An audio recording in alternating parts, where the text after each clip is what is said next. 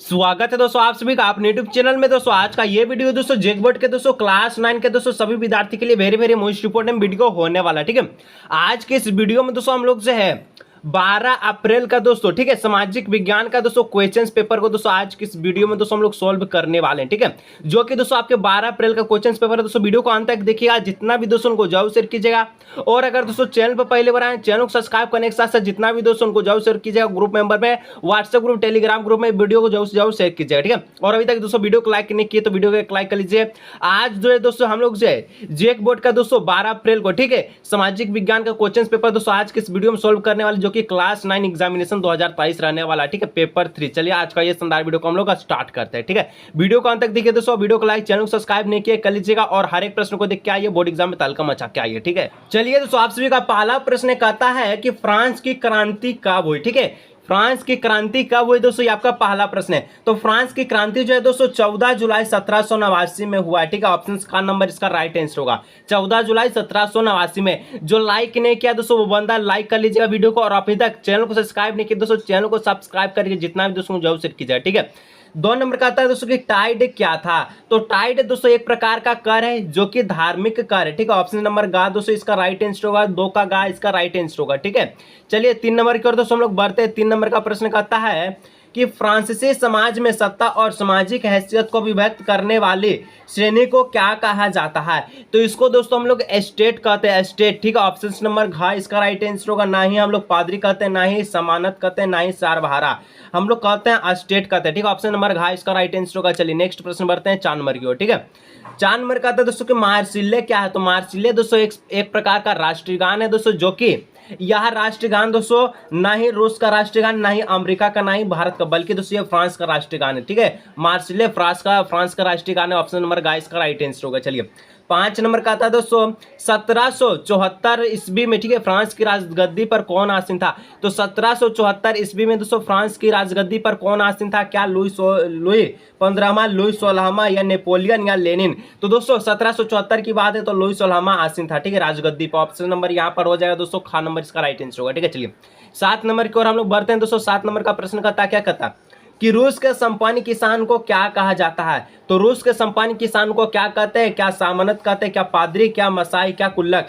तो दोस्तों रूस के संपन्न किसान को हम लोग कुल्लक कहते हैं। ठीक है, ऑप्शन नंबर घ इसका राइट आंसर होगा। जो लाइक नहीं किया दोस्तों वीडियो को लाइक कर लीजिएगा। ठीक है, जितना भी दोस्तों को group member, WhatsApp group, Telegram group में वीडियो को जरूर शेयर कीजिएगा। 7 नंबर का था मार्फा वार्सिलेवा कौन था। मार्फा वार्सिलेवा दोस्तों कौन थी। यह एक दोस्तों महिला थी जो कि एक बहादुर महिला कारीगर थी। ऑप्शन नंबर इसका खा इसका 2, 7 का खा इसका राइट आंसर होगा। ठीक है, 8 नंबर का दोस्तों प्रश्न कहता है कि सेंट पीटरबर्ग का नाम क्या पड़ा। तो सेंट पीटरबर्ग का दोस्तों ये नाम जो है पड़ा, क्या पड़ा, क्या पेरिस है, क्या मॉस्को है, क्या ऑप्शंस का खा दोनों का। तो का खाएगा दोनों नहीं होगा, बल्कि है दोस्तों पेट्रोग्राड पड़ा। ठीक है, ऑप्शन नंबर घ इसका राइट आंसर होगा 8 का। ठीक है, चलिए 9 नंबर में दोस्तों कि 1917 में जारशाही के पतन की घटना को क्या कहा जाता है। 1917 में जो जारशाही के पतन की घटना दोस्तों इसको हम लोग जो है क्या फरवरी क्रांति बोलते हैं, क्या मार्च क्रांति, क्या अगस्त क्रांति है। तो इसको दोस्तों हम लोग कहते हैं अक्टूबर की क्रांति। ऑप्शन नंबर घ इसका राइट आंसर होगा। ठीक है, चलिए 10 नंबर की ओर हम लोग बढ़ते हैं। 10 नंबर का प्रश्न दोस्तों कि समाजवादी विचारधारा के प्रवर्तक कौन थे। तो समाजवादी विचारधारा के जो प्रवर्तक है दोस्तों इसको ये कौन थे, रॉबर्ट ओवेन थे। ठीक है, ऑप्शन नंबर का इसका राइट आंसर होगा। 10 नंबर का ऑप्शन नंबर का इसका राइट आंसर होगा। ठीक है, जो लाइक नहीं किया दोस्तों वीडियो को लाइक कर लीजिएगा दोस्तों, बहुत इंपॉर्टेंट है, और अपने दोस्तों के साथ शेयर जरूर कर लीजिएगा। ठीक है, चलिए नेक्स्ट दोस्तों 11 नंबर क्या कहता कि भारत के कुल भूभाग का क्षेत्रफल कितना। भारत के कुल भूभाग का क्षेत्रफल कितना है। तो ध्यान रखिएगा दोस्तों, ऑप्शन आपको डिगमगाएगा, ऑप्शन में नहीं डिगमगाना है। देखिए सभी बच्चे का ऑप्शन मारेंगे, का नहीं, बल्कि यहाँ पर हो जाएगा 32.8 लाख वर्ग किलोमीटर, 32.8 लाख। ठीक है, वर्ग किलोमीटर इसका राइट आंसर ऑप्शन नंबर खा। ठीक है, चलिए 11 का खा।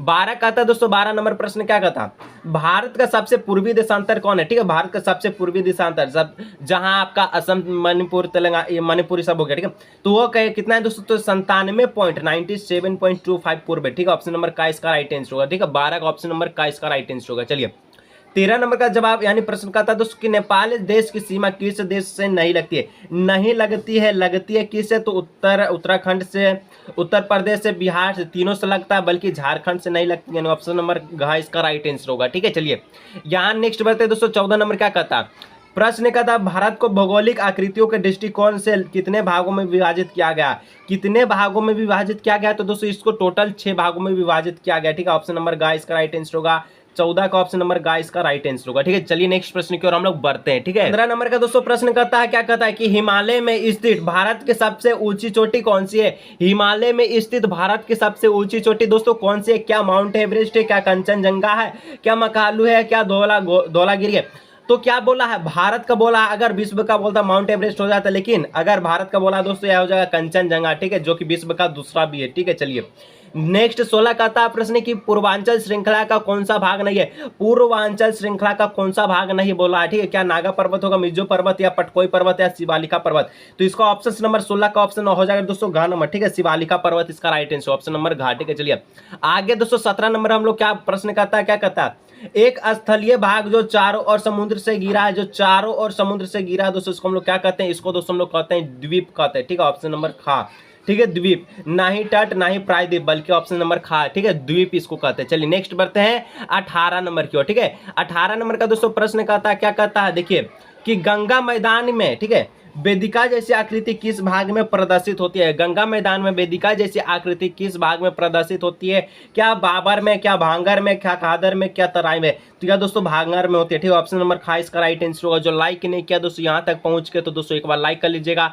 जितना भी दोस्तों को जरूर शेयर कीजिए ग्रुप मेंबर में दोस्तों, ताकि मुझे भी दोस्तों यहाँ से कुछ भी लाभ हो सके दोस्तों। थोड़ा सा सपोर्ट मुझे भी कीजिए दोस्तों, अगर आपको क्वेश्चन पेपर मिलता है तो, ठीक है। चलिए थोड़ा सा सपोर्ट कर दीजिए। चलिए नेक्स्ट प्रश्न की ओर हम लोग बढ़ते, क्या कहता है, नेक्स्ट प्रश्न दोस्तों कहता है 19 नंबर, ठीक है, कि गंगा नदी का उद्गम कहाँ है। दोस्तों क्या बोलता है कि गंगा नदी का उद्गम कहाँ से, ठीक है, गंगा नदी का दोस्तों उद्गम कहाँ से, तो यह दोस्तों गंगोत्री से, ठीक है। ऑप्शन नंबर खा इसका राइट आंसर होगा, खा ऑप्शन इसका राइट आंसर होगा, ठीक है। 20 का प्रश्न दोस्तों कि डल झील किस राज्य में स्थित है। डल झील दोस्तों ये कौन से राज्य में स्थित है, या दोस्तों जम्मू कश्मीर में स्थित है, जम्मू कश्मीर में, ठीक है। ऑप्शन नंबर का इसका राइट आंसर होगा। चलिए नेक्स्ट बढ़ते हैं 21 नंबर, क्या कहता है, 21 नंबर कहता है गेहूं चना जौ आदि किस प्रकार की फसलें। गेहूं चना जौ आदि किस प्रकार की फसलें, क्या रबी, क्या खरीफ, क्या खरीफ और रबी दोनों, क्या नगदी फसल। तो दोस्तों इसका राइट आंसर होगा ऑप्शन का, ठीक है, रबी फसल इसका राइट आंसर होगा, ठीक है। ऑप्शन नंबर 21 का ऑप्शन राइट आंसर होगा। चलिए नेक्स्ट प्रश्न की ओर हम लोग बढ़ते हैं, ठीक है। तो 22 नंबर का दोस्तों प्रश्न कहता है कि हरित क्रांति की मुख्य विशेषता है, ठीक है, क्या है दोस्तों हरित क्रांति की जो मुख्य विशेषता है दोस्तों है कि गेहूं तथा चावल में, ठीक है, अप्रत्याशित वृद्धि करना, यानी ऑप्शन नंबर दोस्तों इसका का इसका राइट आंसर होगा, ठीक है। ऑप्शन नंबर का इसका राइट आंसर होगा। 23 नंबर का दोस्तों प्रश्न का था बहुविधि फसल प्रणाली से किस बहुविधि फसल प्रणाली किसे कहते हैं, ठीक है। तो बहुविधि फसल प्रणाली दोस्तों हम लोग कहते हैं, किसको कहते हैं, जो एक वर्ष में किसी भूमि पर, ठीक है, एक से ज्यादा फसल उगाता है उसको हम लोग बहुविधि फसल प्रणाली कहते हैं, ठीक है। ऑप्शन नंबर गा इसका राइट आंसर होगा। चलिए नेक्स्ट बढ़ते हैं 24 नंबर, क्या कहता है, तो 24 नंबर का प्रश्न कहता है अपनी आजीविका के लिए, ठीक है, श्रवण ने, ठीक है, कौन श्रवण ने एक डेयरी का दुकान किया है, खोलिए। तो श्रवण की यह क्रिया, ठीक है, जो किस प्रकार की क्रिया दोस्तों, यह क्रिया किस प्रकार की क्रिया है श्रवण का, या दोस्तों ये कृषि क्रिया नहीं है, बल्कि क्या है, तो गैर कृषि क्रिया नहीं। ऑप्शन नंबर इसका खा इसका राइट आंसर होगा, ठीक है, गैर कृषि क्रिया इसका राइट आंसर होगा। चलिए 25 कहता है HYV का जो HYV से आप क्या समझते हैं आपको बताना। तो इसका जो तात्पर्य है दोस्तों अधिक उत्पादन करने वाला वृक्ष है, ठीक है। ऑप्शन नंबर इसका खा इसका राइट आंसर होगा, ऑप्शन नंबर खा, ठीक है। चलिए आगे बढ़ते हैं 26 नंबर, ठीक है।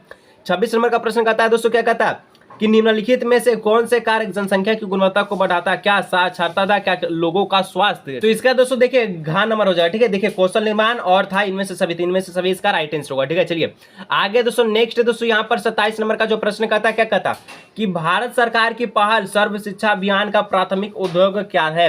तो इसका जो उद्योग है दोस्तों ये आपका क्या है, तो यहाँ पर 6 से, ठीक है, 6 से 14 के बीच के सभी बच्चों को शिक्षा पर ध्यान देना है। ऑप्शन नंबर घ इसका राइट आंसर होगा, ठीक है। ऑप्शन नंबर घ। चलिए आगे बढ़ते 28 नंबर, क्या कहता है, 28 नंबर का दोस्तों प्रश्न है इनमें से कौन प्राथमिक क्षेत्र से का उदाहरण एक उदाहरण है। तो प्राथमिक क्षेत्र का उदाहरण कौन दोस्तों, तो पशुपालन इसका राइट आंसर होगा, ऑप्शन नंबर का इसका राइट आंसर होगा, ठीक है। चलिए 29 नंबर का प्रश्न कहता है दोस्तों कि किसी एक खेत में, ठीक है, 5 गो लोग जो है काम कर रहे हैं, यदि उनमें से 2 गो लोगों को हटा दिया जाए तो उत्पादन पर कोई प्रभाव नहीं पड़ेगा, या किस प्रकार की बेरोजगारी को इंगित करता है। तो यह दोस्तों किसको इंगित करता है, तो यह इंगित करता है प्रचंड बेरोजगारी का, ठीक है। ऑप्शन नंबर इसका खा, इसका राइट आंसर ऑप्शन नंबर खा, ठीक है। चलिए आगे दोस्तों नेक्स्ट दोस्तों बढ़ते हैं 30 नंबर। जो लाइक नहीं किया दोस्तों वीडियो को लाइक, चैनल को सब्सक्राइब जरूर कर लीजिएगा, ठीक है। देखिए 30 नंबर का था कि शिक्षा एवं स्वास्थ्य द्वारा विकसित किए गए मानकों को, ठीक है, अर्थशास्त्र में क्या कहा जाता है। इसको दोस्तों हम लोग क्या कहते हैं, क्या मानवीय पूंजी कहता है, क्या अस्थायी पूंजी, क्या अस्थायी पूंजी, क्या कार्यशील पूंजी, इसको दोस्तों हम लोग कहते हैं मानवीय पूंजी, ठीक है, मानव पूंजी, ठीक है। ऑप्शन नंबर का इसका राइट आंसर होगा, ठीक है। आगे बढ़ते 31 नंबर का प्रश्न करता है लोकतंत्र शासन का वह रूप जिसमें क्या लोकतंत्र में क्या होता है, जनता सरकार का चुनाव करता है। हाँ सर, तो कर दीजिए ऑप्शन नंबर गा को राइट, जनता शासकों का चुनाव करती है, ठीक है। देखिए दोस्तों यहां तक पहुंचकर लाइक नहीं किया दोस्तों, एक बार वीडियो को लाइक कर लीजिए, जितना भी दोस्तों गुजारिश शेयर कीजिए, और अगर दोस्तों चैनल को सब्सक्राइब नहीं किया चैनल को सब्सक्राइब करके बेल नोटिफिकेशन कॉल पे प्रेस कर लीजिएगा, ठीक है। 32 नंबर का प्रश्न कहता है कि चीन में राष्ट्रपति नियुक्त करने का अधिकार किससे है, तो चीन में राष्ट्रपति नियुक्त करने का अधिकार दोस्तों ये कम्युनिस्ट पार्टी को है, ठीक है। ऑप्शन नंबर इसका जो है का इसका राइट आंसर है, ठीक है। ऑप्शन नंबर का कम्युनिस्ट पार्टी को है, ठीक है। चलिए नेक्स्ट प्रश्न दोस्तों 33 नंबर का था कि जिम्बाब्वे कब स्वतंत्र हुआ, ठीक है। जिम्बाब्वे दोस्तों कब स्वतंत्र हुआ, क्या 1960 में दोस्तों, क्या 1970 में, क्या 1980 में, क्या 1990 में। तो जिम्बाब्वे दोस्तों ये 1980 में स्वतंत्र हुआ था, ठीक है। ऑप्शन नंबर इसका राइट आंसर हुआ, ठीक है। चलिए 34 का था दोस्तों रोबेन मुगाबे, ठीक है, कहाँ के राष्ट्रपति थे, रोबेट मुगाबे, ठीक है। क्या ये दोस्तों दक्षिण अफ्रीका के, क्या चीन के, क्या पाकिस्तान के, क्या जिम्बाब्वे के। तो रोबेट मुगाबे दोस्तों ये जिम्बाब्वे के राष्ट्रपति थे। ऑप्शन नंबर घ इसका राइट आंसर होगा। 35 नंबर का प्रश्न कहता है दोस्तों कि दक्षिण अफ्रीका के प्रथम राष्ट्रपति कौन थे। दक्षिण अफ्रीका के दोस्तों प्रथम राष्ट्रपति कौन थे, क्या परवेज मुशर्रफ, क्या रोबेट मुगाबे, क्या जेकब जुम्बा। तो दोस्तों नेशनल मंडेला इसका राइट आंसर होगा। और नेशनल मंडेला दोस्तों, ठीक है, कब ये जो दक्षिण अफ्रीका का प्रथम राष्ट्रपति बने थे, जिसको हम लोग ब्लैक प्रेसिडेंट भी कहते हैं, ठीक है। तो एक बार नीचे कमेंट कीजिएगा अगर आपको पता है, तो नहीं पता है दोस्तों कोई दिक्कत की बात नहीं है, ठीक है। चलिए 36 कहता है कि संविधान के संबंध में इनमें से कौन सा कथन आ सकता है। तो संविधान के संबंध में दोस्तों कौन सा कथन आ सकता है, तो सबसे पहला ऑप्शन पढ़ना होगा, क्या यह साथ रह रहे विभिन्न तरह के लोगों के बीच जरूरी भरोसा एवं सहयोग विकसित करता है। यह आपका क्या है, तो सही है। यह स्पष्ट करता है कि सरकार का गठन कैसे होगा और फैसले लेने का अधिकार करता है, यह भी सत्य है। क्या यह सरकार के अधिकारों की सीमा नहीं बताता, ये बताता है, यानी ऑप्शन नंबर इसका राइट आंसर होगा, यह असत्य कथन, ठीक है। ऑप्शन नंबर ग। आगे बढ़ते हैं 37 नंबर क्या कहता है, कहता है दोस्तों भारतीय संविधान सभा के लिए, ठीक है, कब चुनाव कराए गए थे। तो भारतीय संविधान सभा के लिए दोस्तों कब चुनाव कराए गए थे, तो दोस्तों क्या जुलाई 1942 का, जुलाई 1944 का, जुलाई 1945 का, जुलाई 1946, सभी जुलाई में 30 का जो राइट आंसर है दोस्तों जुलाई 1946 हो जाएगा, ठीक है। ऑप्शन नंबर घ इसका राइट आंसर होगा, ठीक है। चलिए आगे 38 नंबर कहता है दोस्तों इनमें से कौन भारतीय संविधान सभा के सदस्य नहीं है। तो दोस्तों देखिए यहाँ पर पंडित जवाहरलाल नेहरू, डॉक्टर राजेंद्र प्रसाद, डॉक्टर भीमराव अंबेडकर, ये तीनों संविधान के सदस्य थे, बल्कि महात्मा गांधी नहीं थे, यानी ऑप्शन नंबर का इसका राइट आंसर होगा, ठीक है। चलिए आगे बढ़ते दोस्तों 39 नंबर का प्रश्न क्या कहता है, जो लाइक नहीं किया दोस्तों एक बार फिर से कर रहे हैं, तो वीडियो को दोस्तों लाइक करके जितना भी दोस्तों मुझे शेयर कीजिए, और अगर दोस्तों चैनल पर पहली बार आए चैनल को सबसे सब्सक्राइब कीजिए, ठीक है। कहता है इनमें से भारतीय संविधान का बुनियादी मूल कौन नहीं है। तो दोस्तों यहाँ पर देखिए इसका जो राइट आंसर क्या समानता होगा, क्या स्वतंत्रता होगा, क्या असहिष्णुता होगा, क्या पंथ निरपेक्ष होगा। तो दोस्तों इसका जो राइट आंसर ऑप्शन नंबर गा होगा, ठीक है, असहिष्णुता, ऑप्शन नंबर गा इसका राइट आंसर होगा, ठीक।